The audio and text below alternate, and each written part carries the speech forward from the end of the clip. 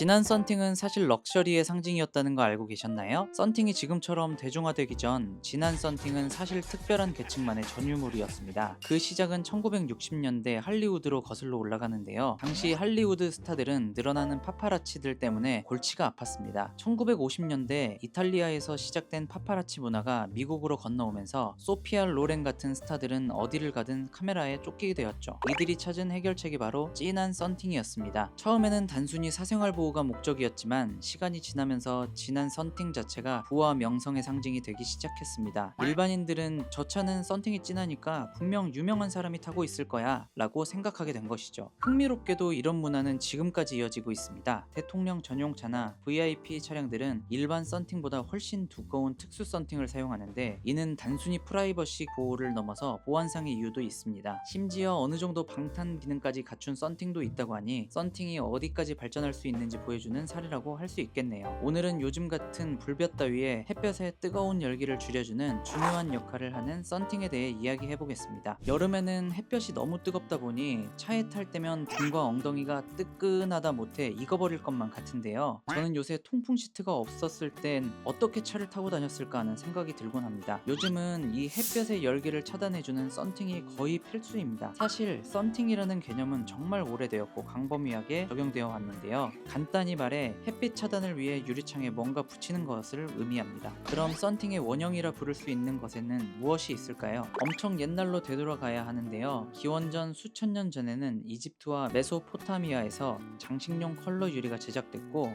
중세 유럽에서는 금속 산화물을 첨가해 화려한 스테인드 글라스가 만들어졌습니다. 그중 중세 유럽의 궁전이나 성당에서 볼 수 있는 스테인드 글라스는 금속 산화물 안료로 제작되어 단순히 색만 입힌 게 아니라 햇볕의 강도를 줄이고 특정 파장의 빛을 차단하는 효과를 조금은 갖고 있었죠. 현대 썬팅 필름도 이와 비슷하게 가시광선과 저해선을 선택적으로 차단하는 방식으로 작동합니다. 그런 의미에서 스테인드 글라스는 대표적인 유리 썬팅의 예시라고 볼 수 있습니다. 이러한 착색 유리 기술이 발전하면서 자동차 유리에도 태양열과 자외선을 차단하기 위해 색을 입히자는 아이디어가 등장했습니다. 차량에 유리가 부착되기 시작한 것은 1908년이지만 본격적으로 자동차 유리의 틴팅을 시작한 건 1900년대 중반부터였습니다. 1950년대 미국에서는 EGI 등의 업체들이 공장에서 약한 색조 틴트를 적용해 출고하기 시작했고, 대표적으로는 1958년형 쉐보레 임팔라의 썬팅이 적용되었습니다. 하지만 이때 썬팅은 공장에서만 진행되는 작업이었고 썬팅 필름은 아직 발명되지 않았었기 때문에 출고 후 썬팅을 하려면 스프레이 틴팅 방식을 사용해야 했습니다. 하지만 스프레이 틴팅 방식은 결과물이 어두웠고 틴팅이 고르지 못했습니다. 심지어 작업 후에 오히려 더 뜨거워지는 등의 역효과도 있었다고 합니다. 이후 염료 기반 필름이 도입되었으나 이는 낮은 열 차단율과 햇볕의 색이 보랏빛으로 변색되거나 뜨거운 열로 인해 기포가 일어나는 등의 문제점이 있었습니다. 이런 가운데 1966년 3M사에서 최초로 폴리에스터 필름에 금속 방막을 입혀 자외선과 열 차단이 가능한 썬팅 필름을 상용화했습니다. 이는 썬팅 역사의 획기적인 전환점이 되었습니다. 덕분에 차량 내부의 온도를 확 줄일 수 있었죠. 다양한 형태의 필름 수요 덕분에 틴팅 필름은 조금씩 변화했습니다. 1970년대 이후 자동차용 어두운 틴팅 수요가 증가하며 80% 이상 차광률의 필름이 개발되었습니다. 그러나 어두운 틴팅은 시야 확보에 문제가 있어 여러 국가에서는 1980년대 초부터 운전 안전을 위한 자동차 썬팅의 허용 투과율을 법제화하기 시작했습니다. 이후 1990년대에는 염료와 금속 방막을 결합한 하이브리드 필름이 개발되어 열 차단 성능이 개선되었지만, 2000년대에는 스마트폰,